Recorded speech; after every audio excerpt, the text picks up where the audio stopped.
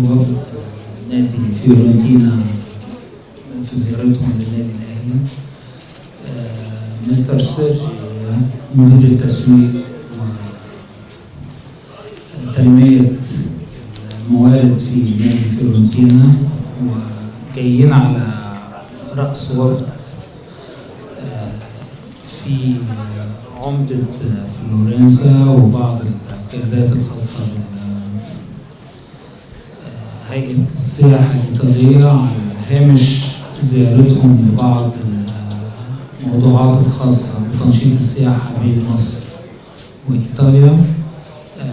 كانوا حابين كنا دعوناهم في اتصال بحد من الشركات الراعية لنادي فيورنتينا بخصوص إن هم يقابلونا ونبحث بعض أوجه التعاون ما بين النادي الأهلي ونادي فيورنتينا. الحقيقة احنا تشرفنا النهارده بزيارة مستر سيرجي، وعرضوا علينا بعض الأفكار الخاصة بإمكانية التعاون بين الناديين، بس اسمحوا لي إن لازم زميلي الأستاذ نادي يترجم بعض الكلمات اللي بتتقال للضيف بتاعنا. We're welcoming you to our club here, and we've been honored with the Fiorentina invitation, and we would like to start our conference here to discuss the points of the meeting. Okay. Should I start? Should we start and then I add something? Yeah. النقاط اللي تم مناقشتها في زيارة الاجتماع اللي تم من دقايق في النادي، بحثنا الأوجه الممكنة لتبادل الخبرات بين النادي الأهلي ونادي فيورنتينا في قطاعات الناشئين وتبادل الخبرات. كمان نادي فيورنتينا عنده توجه لأكاديميات ومدارس تعليمية في آسيا والولايات المتحدة، هيصدروا لنا حق المعرفة وحق الاطلاع على هذه الأفكار اللي هتفيدنا، لأن برضو توجههم الحقيقة احنا بنحترمه جدا ان هو بيبدأ من مدارس الناشئين، ودي اللي بتتوفر بيعتبر استثمار. كنا هنا في النادي الاهلي كمان قلنا ان توجهنا في الفترة الحالية ان النادي الاهلي يستثمر في ابنائه ويستثمر في تخريج دفعات من الناشئين لهم كفاءات فنية نقدر نستخدم منهم اللي عاوزينه ونستثمر في بيع بعض اللاعبين للأندية العالمية. من ضمن الحاجات اللي ناقشناها إقامة مباراة ودية بين النادي الأهلي ونادي فيورنتينا. لم يتم الاتفاق على تفاصيل دقيقة بالنسبة لها، لأن في تعارض ما بين انتهاء المواسم في البلدين. زي ما حضراتكم عارفين إن الدوري المصري امتد لنهاية يوليو، وكمان الدوري الإيطالي هيستغرق وقت لحد 15/6. هيتم تشكيل أو تم الاتفاق على إن في تبادل آراء وأفكار بالنسبة للميعاد، لكن الأساس تم الاتفاق عليه إن هيكون في مباراة ودية هيتحدد ميعادها لاحقا بين النادي الأهلي ونادي فيورنتينا، وقد تكون هذه المباراة في القاهرة أو في إيطاليا أو في بلد ثالث هيتم الاتفاق عليها طبقا للرعاية التسويقية. الحقيقة مستر سيرجي أعرب عن اهتمامه بالرياضة في مصر وحب الكورة، وده شيء يهمه جدا إن هو بيشوف إن تلاقي الشعوب وإن كرة القدم بتقرب الشعوب من بعضها وبتقرب الحضارات من بعضها وبتقرب الثقافات، وهم بياخدوا ده في الاعتبار لما بيدرسوا في أكاديمياتهم أو في المدارس التعليمية بتاعتهم مش بس فنيات كرة القدم، بيدرسوا كمان ثقافة الاحتراف وسلوك الاحتراف، وأن قد إيه الناشئ علشان ينجح محتاج مراحل تعليمية ثقافية نفسية بتساعده على إنه يكون لاعب محترف من الدرجة الأولى. حتى لا استغرق وقتكم انا اديت لحضراتكم نبذه عن الاجتماع اللي تم، والحقيقه حابب اترك الكلمه لمستر سيرجي، هو عنده مزيد من التفاصيل وبعد كده نتلقى استفسارات حضراتكم. Thank you to Mr. Wahid, thank you Mr. Khalil, thank you for hosting us. Today, it's a pleasure to have the opportunity, you know, to exchange visions and common understanding of how we see football. النهارده كان لينا الشرف ان احنا نتبادل الخبرات واهداف الناديين والطريقه اللي احنا بنشوف فيها كره القدم وقدرتها على اهداف تغيير. Not only we have things, of course, we can show, we can explain how we do things in our country. ابتدينا نشرح ازاي كره القدم بتؤدي الى تغيير في بلادنا سواء في ايطاليا او في مصر، وتبادلنا الخبرات في المجال دوت.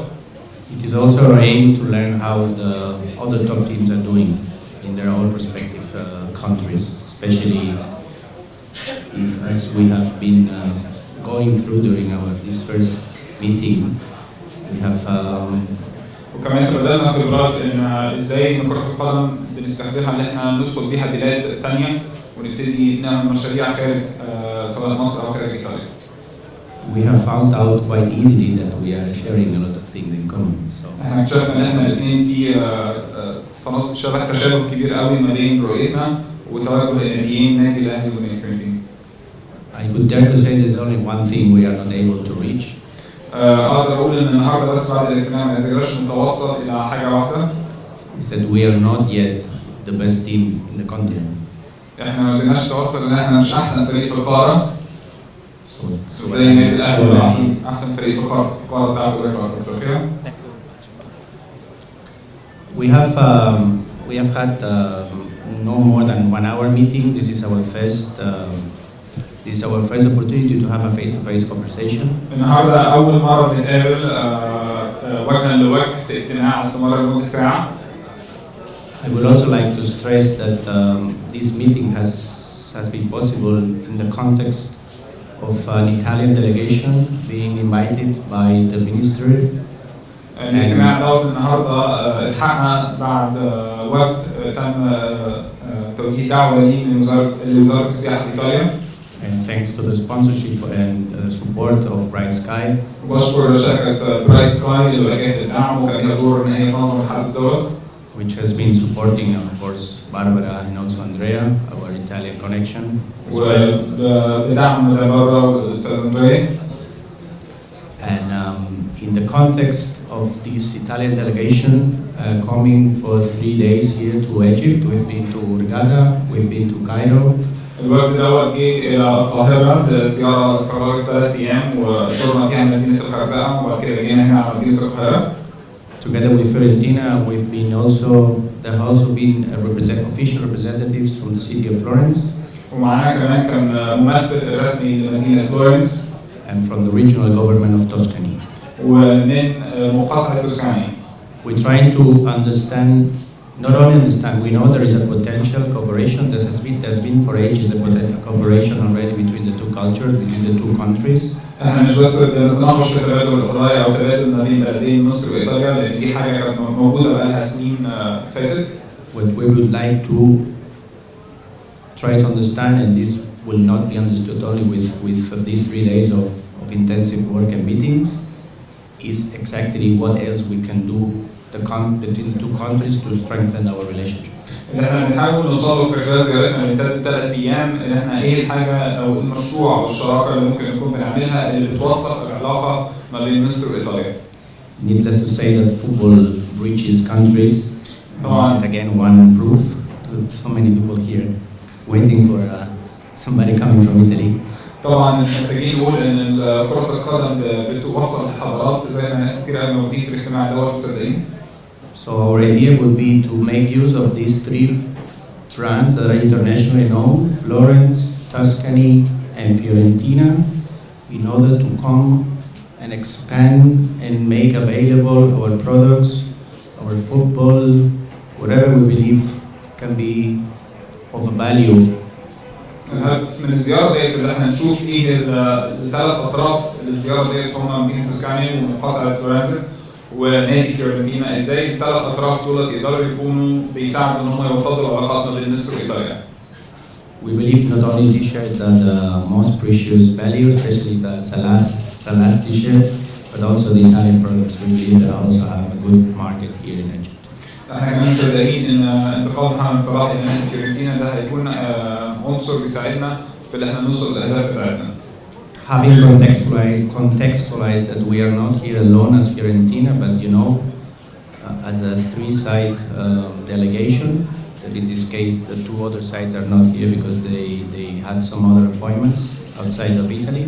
أنا أحب أوضح إن أنا مش جاي هنا هو مش جايين زيارة إلى مصر مجرد نادي فيورنتينا، لكن الأطراف الثانية اللي هم مدينة توسكاني ومقاطعة sorry, the government of what?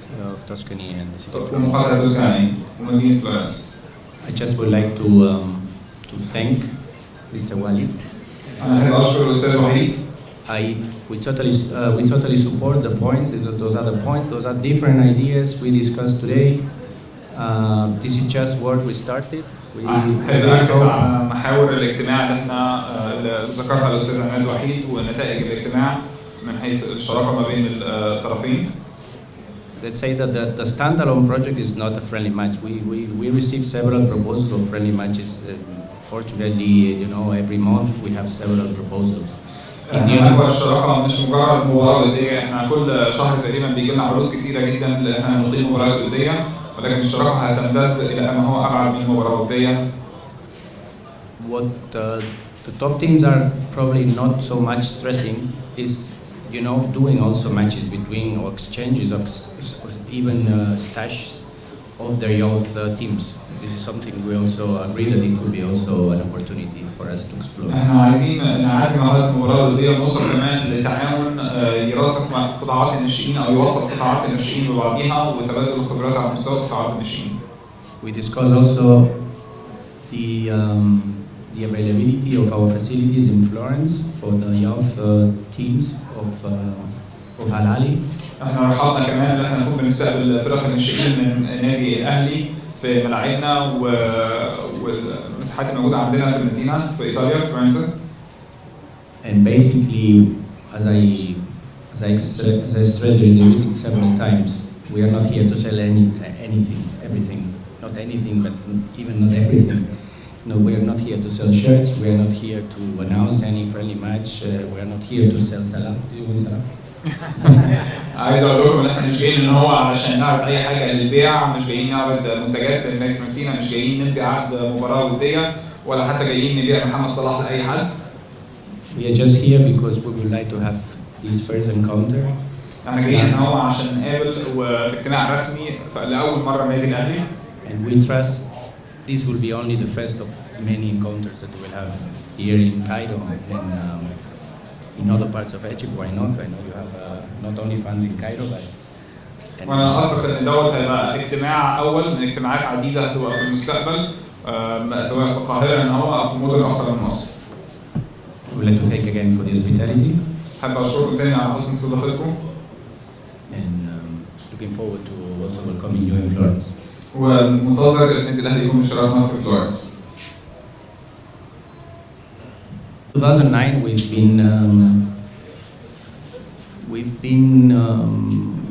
we decided at that time that how to best export. I don't like this word, but it's how to make our brand more known and to make it closer to our fans. من سنة 2009 واحنا بندرس ازاي نكون وإن صح التعبير نكون بنصدر العلامة التجارية بتاعتنا علامة نادي فيورنتينا للدول الأخرى. And we found out that the strength of our brand at that time was not still in a way that we could just easily go and sell and get revenues like some other teams like Madrid, Barcelona. They have some other additional resources, to go go abroad. واكتشفنا ان يمكن حجم نادي فيورنتينا او الشعار التجاري بتاعنا ما عندوش نفس السهوله اللي ليها انديه اوروبيه اخرى زي ريال مدريد وبرشلونه قادرين ان هم يخترقوا بها اسواق عالميه. So we looked into ourselves and at that time, and then we found out that already for 20 years, the director of our academy, Professor Bergine, لما درسنا الموقف عندنا اكتشفنا ان رئيس الاكاديميه بتاعت فيورنتينا بروفيسور بيري and his cooperators of course, but especially him, he had been able to, to work on a scientific model, the YO system, where, as he said before, from psychological to technical, to nutritional, he took into account all factors. استطاع ان هو يعمل نموذج بيشمل كل النواحي النفسيه والفنيه والعلميه لقطاع الناشئين. All factors that we consider have, a critical importance in order, to grow players, to grow talent, not only to grow football players, but also to educate youngsters. اكتشفنا ان النموذج اللي هو عامله دوت البروفيسور استطاع ان هو يخلق لعيبه ويخلق لعيبه محترفه على مستوى عالي للفريق الاول. So in 2009 we had the opportunity to explain this, the model, the YO system model and methodology to one of the largest amateur leagues in the States, in the United States, in the area of San Francisco. وشرحنا النموذج بتاعنا دوت النموذج دوت نصدره للولايات المتحده الامريكيه في ولايه كاليفورنيا ومدينه سان فرانسيسكو. And we started, to provide coaching support to, to all first team coaches from today to 100 teams. واستطعنا ان احنا نكون بنقدم دورات تدريبيه للمدربين من الدوري الموجود في مدينه سان فرانسيسكو في الولايات المتحده. So the success of this, we can call it success because today 70,000 players in the States are being trained using our model. واقدر اقول ان الشراكه اللي حصلت ما بيننا وما بين الاتحاد الامريكي دوت ادت الى تدريب ما يفوق 70,000 لاعب على النموذج الفني اللي احنا كنا حاطينه في الشراكه ديت. Following the success of this first experience, then we started already other experiences using exporting our youth model, our youth system model to China. وابتدينا بعد كده نصدر النموذج التدريبي والفني دوت للصين. Where the first 10 coaches of the Shanghai Football Association have been graduated already under our model. واستطعنا ان احنا نكون اول دفعه خرجنا اول دفعه من اتحاد شنغهاي من المدربين. So we've been receiving several demands within the last months and years. ابتدينا ان احنا نستقبل طلبات عديده في الشهور والسنين اللي فاتت. From different parts of the world. من مدن مختلفه في العالم. Claiming interest in understanding better, the potential of our youth system model. عايزين يكونوا بيفهموا اكتر ايه النموذج اللي احنا عملناه دوت على مستوى قطاع الناشئين. And one of the, besides Japan, which is another market we've been discussing in order, also to have our model there. بالاضافه الى اليابان اللي دوت يعتبر سوق بنحاول ان احنا نكون بنخترقه. We are also very much interested in following from a sporting market, talent market perspective, Africa. احنا كنا مهتمين جدا في الوقت اللي فات دوت ان نخترق افريقيا على مستوى المواهب المواهب اللاعبين او مواهب الناشئين. So we've been just doing this first exploration of potential not only of Fiorentina, but it's potential of two teams to cooperate. وبالتالي ابتدينا ان احنا نستكشف الشراكه ما بين مش بس نادي فيورنتينا لكن نادي اخر يكون بيساعدنا ان احنا نوصل لاهدافنا. So in the context of the Italian delegation coming to Egypt, then we were given the opportunity, to meet Halali. ومن خلال الدعوه اللي تلقيناها اخترنا ان احنا نكون بنقابل النادي الاهلي. So it's not that we selected Halali. In any case, if there will be one selection, it will be us selecting Fiorentina. اللي حصل ان هم الناديين اختاروا بعضهم وهم تواصلوا مع نادي فيورنتينا. Hopefully my answer will not be as long as this one. اتمنى ان اجابتي ما تكونش طويله المره الجايه. 10 questions in one. 10 اسئله في سؤال.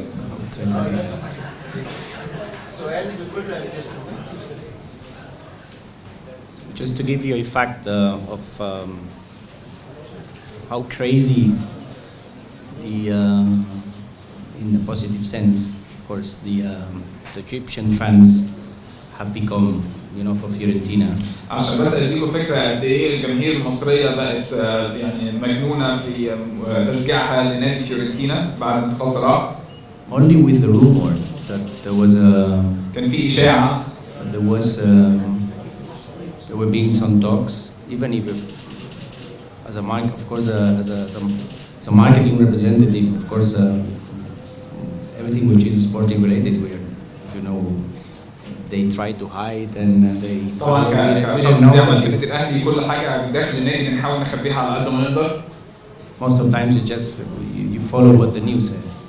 معظم الوقت احنا بس نشوف اللي بيتكتب في الاخبار. What I can tell you for sure is only with the rumors, and before even knowing that there was really a chance to bring Salah to Florence. انا عايز اقول لكم ان حتى في الفتره اللي قبل ما صلاح ينتقل الى نادي فيورنتينا، في الفتره اللي كان فيه مجرد اشاعات ان هو هينتقل. Within the first 10 days of the first rumor that appeared in the news, في خلال 10 ايام من اول خبر اتسرب ان صلاح هينتقل لنادي فيورنتينا، we had 300,000 Egyptian fans. اصبح عندنا 300,000 مشجع مصري giving a like to Fiorentina in Facebook. ابتدوا يدوسوا على اللايك على الصفحه الرسميه بتاعت نادي فيورنتينا على الفيسبوك. So it took us several years to reach the target of 1 million Facebook fans.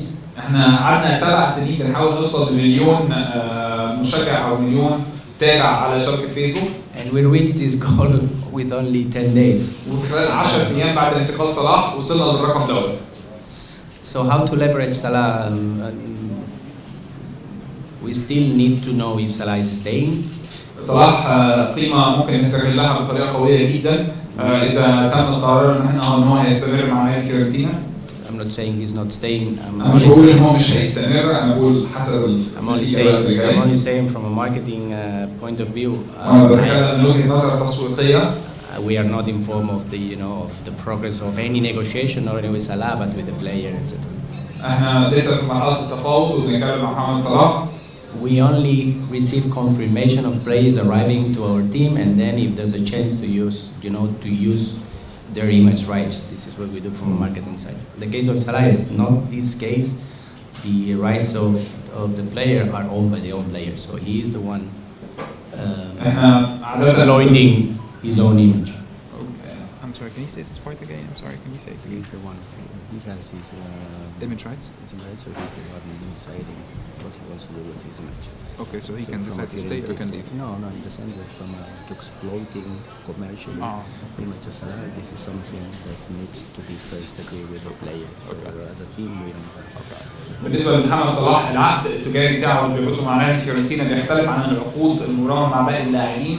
صلاح لا يملك الحقوق التسويقية الخاصة به بعكس باقي اللاعبين اللي هم الحقوق التجارية والتسويقية بتاعتهم تابعة لنادي فيورنتينا، وبالتالي محمد صلاح هو الوحيد اللي يقدر يحدد إذا كان بيحب يقوم بيسوق العلامة التجارية أو قميصه أو يظهر في إعلانات حسب رغبته هو، لأن عقده مختلف عن باقي اللاعبين.